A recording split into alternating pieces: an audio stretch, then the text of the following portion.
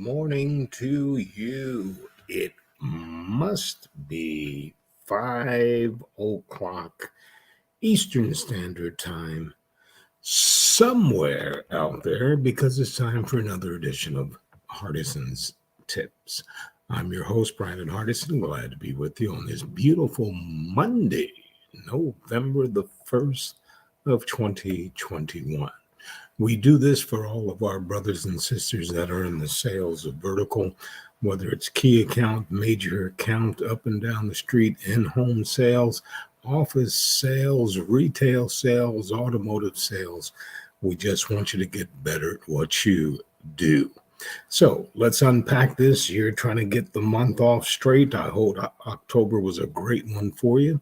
So today we're going to look at if you want to sell more, how about increasing your face time?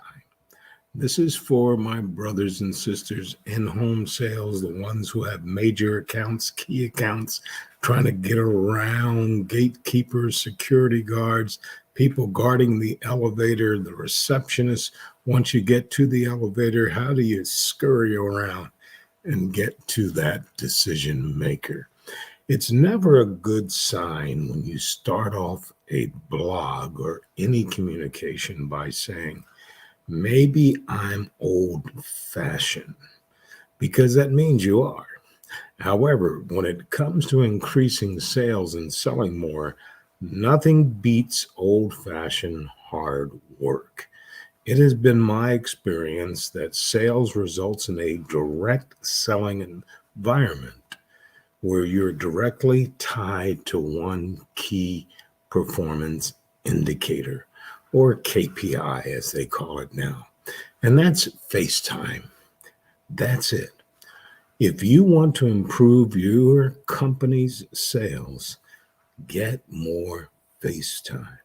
If you can increase the amount of face time with you and your salespeople spending in front of your customer, listening to their needs and their presentation, now for your products and services as a solution will become so much easier. Okay, so it's one of those concepts that is simply to understand, but not easy to execute. Possibly a way to understand the concept better is to look at the salesperson who's underperforming. If you want to improve their performance, simply figure out how much time they're actually spending in front of a customer, discovering their needs, and then presenting a solution. Generally, underperforming gets hung up on time wasters. For example, they spend too much time in the office. They travel at the worst time of the day in insufficient routes. They go home early. They spend too much time with one customer when they are comfortable just visiting. The bottom line is spend too much time during peak spelling hours is non-selling activities. They are not maximizing face time. Here's a simple exercise. Travel with your sales rep. Measure the amount of time he or she is actually engaged with a decision maker, listening to their needs and presenting a solution. That's right. Use a stopwatch. Time each customer's interaction. Surprisingly, the actual time spent engaged is only a few minutes. Top performers maximize the KPI.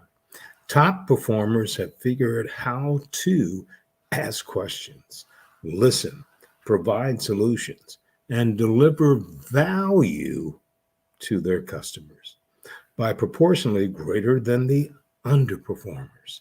Top performers don't have any more hours in a day than the underperformers, but they have a simply way of knowing and figuring out how to eliminate non-value time wasters in order to truly benefit from the time they spend with customers. It's so simple. If you want to increase your sales, you must increase your face time. All that takes a little bit of old-fashioned hard work. And with that said, boy, you go out there and you make it a champion day on this great November 1st. We have a whole new month to get out there and get our dreams and goals.